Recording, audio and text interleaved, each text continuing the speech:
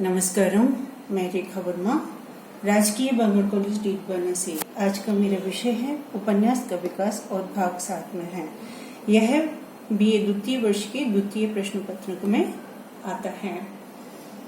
हम उपन्यासों की बात कर रहे थे, उसमें एक ये प्रवृत्ति है सामाजिक और मानवतावादी उपन्यास की। ये सामाजिक और मानवतावादी उपन्यास की प्रवृत्ति प्रेमचंद की उपन्यासों में मिलता है, क्योंकि उपन्यास मूलतः मनुष्य के जीवन में साहित्यकार की बढ़ती हुई दिलचस्पी का द्योतक है। मानवतावादी कलाकार मनुष्य की श्रेष्ठता में विश्वास करता है। वह उसे सभी प्रकार की दुर्बलताओं के बावजूद सहानुभूति ही देना चाहता है।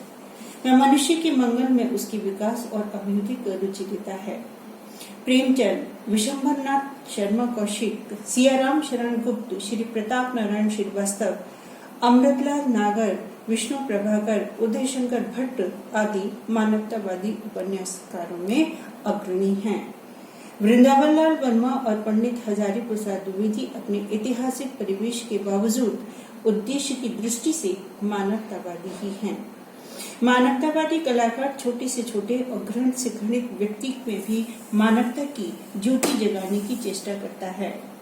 हिंदी साहित्य में मानवतावादी विचारधारा मध्ययुगीन संत साहित्य में भी विद्यमान है, किंतु आधुनिक मानवतावाद उससे भिन्न है। मध्यकालीन संत ईश्वर में विश्वास करते थे और आधुनिक मानवतावाद मानवता को ही प्रेरक तत्व मानता है। प्रेमचंद युग में गांधीवादी विचारधारा का प्रभाव सबसे अधिक पड़ा है। गांधीवादी भी व्यापक दृष्टि से देखा जाए तो मानवतावाद का ही समर्थक है। मनुष्य मात्र के मंगल की भावना गांधीवाद में भी है। इसी कारण प्रेमचंद गांधीवादी भी हैं और मानवतावादी भी। मानवतावादी के लिए अध्यात्मवादी होना आवश्यक नहीं है। सियाराम शरण गुप्त के 3 उपन्यास गोद 1932 में, अंतिम आकांक्षा 1934 में और नारी 1937 ईस्वी में प्रकाशित हुए। इन तीनों में गांधी के अध्यात्म पक्ष को महत्व दिया गया है। गोद में किशोरी की व्यथा से शोभाराम का हृदय द्रवीभूत होता है और वे समाज के बंधन तोड़कर उसे स्वीकार करता है। अंतिम आकांक्षा में रामलाल जैसे साधारण व्यक्ति के हृदय की स्वच्छता दिखाई गई है। रामलाल समाज के अन्यायपूर्ण बंधनों को सहकर अपनी मानवीय श्रेष्ठता का परिचय देता है। नारी उपन्यास में जमुना अपने पुत्र को संदेश देती है, जितना अधिक सह सकेगा उतना ही तू बड़ा होगा। प्रताप नारायण श्रीवास्तव के अनेक उपन्यास हैं। उनमें हैं विदा 1927 ईस्वी यह है, और विजय 1937 ईस्वी, विकास 1938 ईस्वी, 42 1947 ईस्वी, विसर्जन 1949, बेकसी का मजार 1957, विश्वमुखी 1958, वीदना 1959, वंदना 1961, वंचना 1962, विनाश के बादल 1963, विपथगा 1964 और बंधनहीनता 1964, व्यावर्तन 1964, वंदिता 1968 ईस्वी में प्रकाशित हुए थे। आप आदर्शवादी रचनाकार हैं। आपकी दृष्टि गांधीवादी से ही प्रभावित है। आपके उपन्यासों का अन्य भाषाओं में भी अनुवाद हुआ है। इसके बाद श्रीवास्तव जी की दृष्टि राष्ट्रीय और आदर्शवादी है। आपके उपन्यास रोचक और पठनीय होते हैं। अमृतलाल नागर आलोचकों के अतिरिक्त स्वयं अपनी दृष्टि में भी मानवतावादी कलाकार हैं। आप भी घृणा के स्थान पर प्रेम और ध्वंस के स्थान पर निर्माण में विश्वास करते हैं। आपका प्रथम महत्वपूर्ण उपन्यास महाकाल 1946 ईस्वी में प्रकाशित हुआ था। महाकाल में उपन्यास मास्टर पांचों गोपाल के मानसिक संघर्ष के माध्यम से लेखक का जीवन दर्शन स्पष्ट होता है। मास्टर पांचों गोपाल जमींदार दयालचंद और पूंजीपति मोनाई केवट दोनों के द्वारा पीड़ित किया जाता है। महाकाल के भयंकर वातावरण में उसका आदर्शवाद ढह जाता है, किंतु एक मृत माता के शरीर से चिपके हुए एक सधे जात शिशु को देखकर उसमें पुनः साहस का संचार होता है। उसे जीवन की अजेयता का विश्वास होता है। वह पुनः घर लौट आता है। समष्टि मंगल की भावना की विजय दिखाते हुए उपन्यास समाप्त होता है। बूंद और समुद्र 1956 में लिखा गया है उपन्यास। नागर जी का उपन्यास पूर्ण शक्ति के साथ सामने आता है। इस उपन्यास में प्राचीन रूढ़ियों का खोखलापन, जाति भेद की व्यर्थता, पूंजीवाद का विरोध, राजनीतिक दृष्टि की यांत्रिकता आदि अनेक बातें उभर कर सामने आई हैं। किंतु उपन्यास के सूत्रधार बाबा राम जी पूर्णतः गांधीवादी और सर्वोदयी हैं। उनका दृष्टिकोण पूर्णतः अहिंसावादी है। सुहागों की नुपुर 1960 में भी अपनी संस्कारगत सीमाओं के बावजूद उन्होंने नगर वधू को ही सहानुभूति प्रदान की है। उपन्यास के अंत में बौद्ध विहार की पगली कहती है, सारा इतिहास सच सच ही लिखा है देव, केवल एक बात अपने महाकाव्य में और जोड़ दीजिए।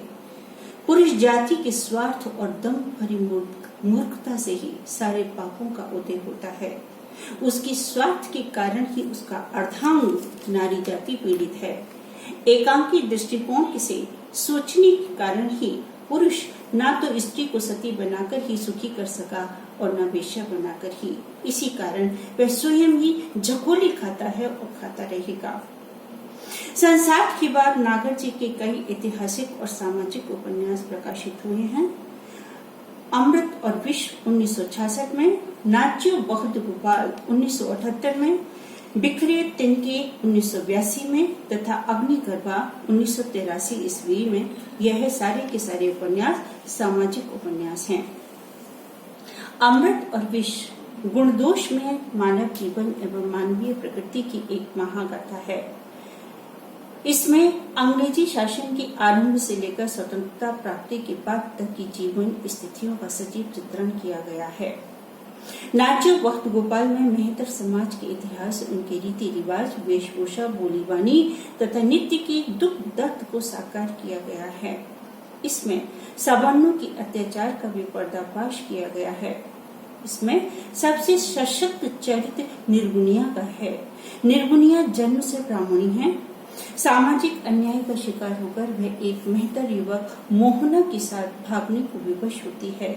इस उपन्यास में मेहतरों के प्रति सहानुभूति के साथ ही वर्ण व्यवस्था की कमजोरियों को भी उभार कर सामने रखा गया है।